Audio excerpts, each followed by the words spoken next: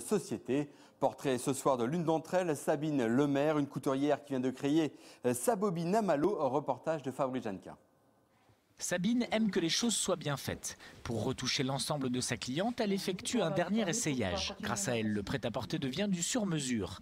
Après son licenciement, elle souhaitait créer son propre emploi de couturière retoucheuse, mais sans prendre de risques inconsidérés. C'est le Pôle emploi qui l'a orientée vers la couveuse d'entreprise. Ils nous prêtent un numéro tiré.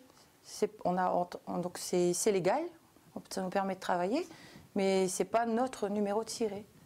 Donc ça me permet aussi de trouver des clients avant de démarrer réellement.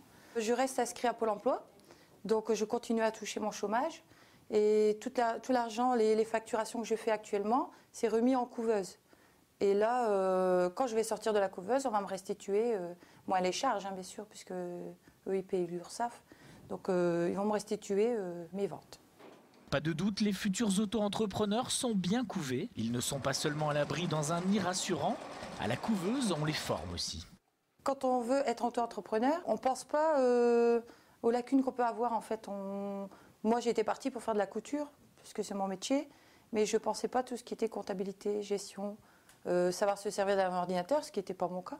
Donc avec la couveuse, j'ai appris déjà à me servir d'un ordinateur.